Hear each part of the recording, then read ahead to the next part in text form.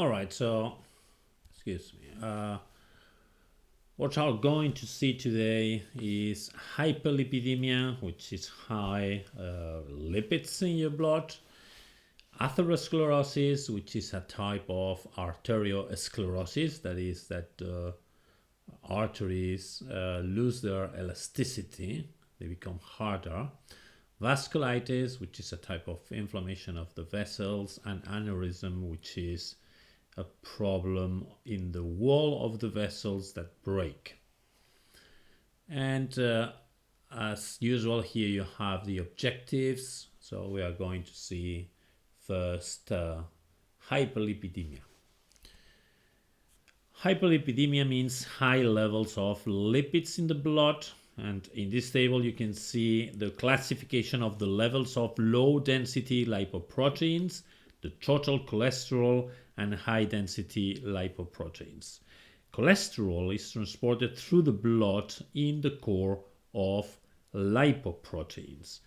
LDLs take cholesterol to the muscles and adipose tissue and are atherogenic. That means that they produce atherosclerosis, right? While HDLs, they take cholesterol to the liver, and for this reason they are considered protective. All right. As we will see in a while, in some cases high levels of cholesterol may cause atherosclerosis and lead to a heart attack if affecting the coronary arteries, or a stroke if they affect the arteries in the brain.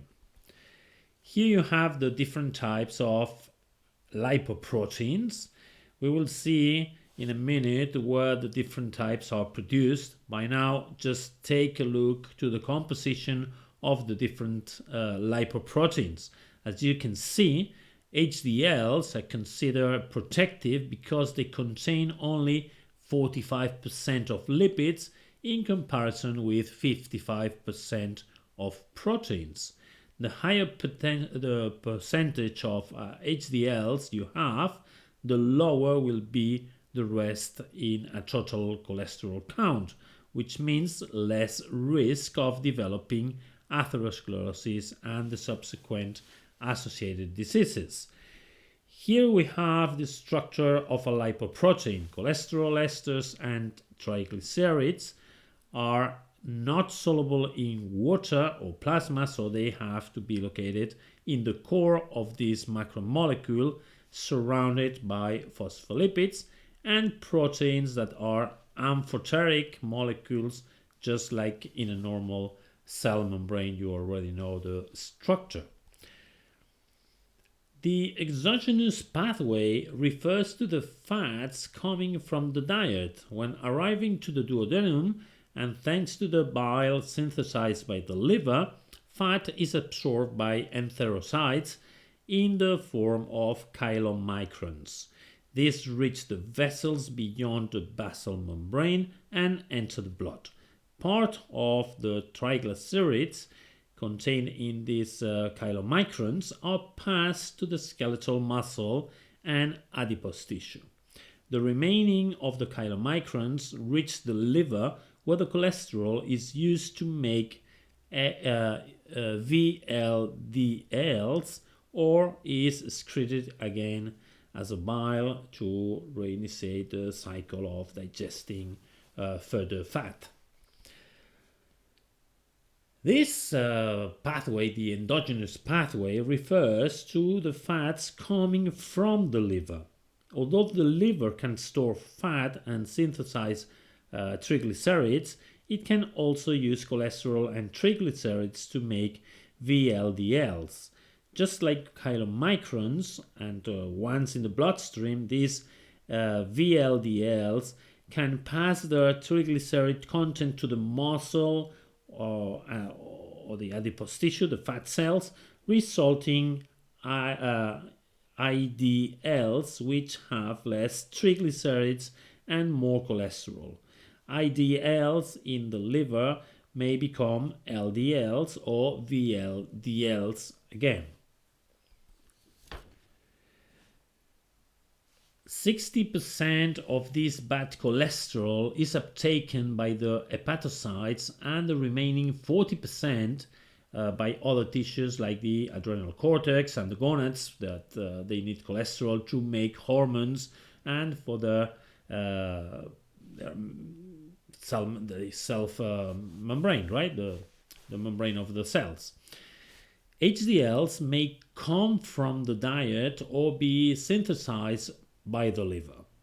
Because they are poor in lipids, they attract lipids from the peripheral tissues and atheromatous plaques that cause the narrowing of the vessels and take it to the liver, which is the reason why HDLs are said to be protective or more, popularly called good cholesterol. High blood levels of total cholesterol may have a primary genetic cause that prevent proper management of that cholesterol by, for instance, affecting the receptors. But it can also be secondary to obesity, lack of exercise, being sedentary, or diabetes mellitus. Excess caloric intake, rich in saturated fats and cholesterol, lower the HDL protective fraction and elevate the LDLs, which are the light ones. As we said, LDLs are atherogenic and may narrow blood vessels. In the case of a coronary artery, besides the risk of elevated LDLs, there are other factors that will add some risk, and among those we have HDL levels below 40 milligrams deciliter. So if you have high LDLs and low HDLs, that's the worst scenario.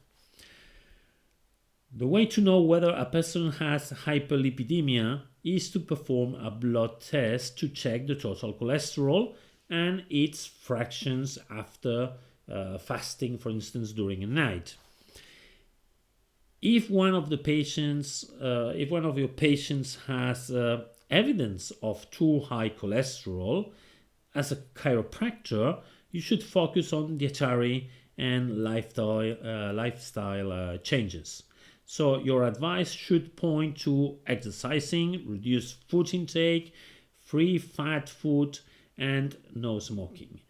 This is because smoke further damages the wall and makes easier for the plaque of atheroma to build up. Excess cholesterol will fade away with a strategy that's simple, like exercising and dietary change. Statins are the most frequent drugs used to lower cholesterol. Now, this drug is prescribed by primary care doctors to anyone with cholesterol levels above 200 milligrams per deciliter because the official protocol says so. It is correct to apply the same protocol to individual patients? Well, the answer is no, because individual patients are different, right? So, in the VLE, we have a video from a young cardiologist. It's called Your Cardiologist. And let's see later that video so you can draw your own conclusions about these specific drugs. Here you have a simple chart to assess the risk associated to a low proportion of HDL. As you can see, HDL levels above 75 keep the risk of vascular problems very low. But, this is a quite simple table. Let's see another one. This is an example of a more complex table considering some other factors to assess the risk of vascular problems. As you can see, the systolic blood pressure, the age, the gender, the smoking habits, and the total cholesterol HDL ratio are considered here. So we could say that this table is more accurate, isn't it? Now, the question is how many variables are associated to a particular patient?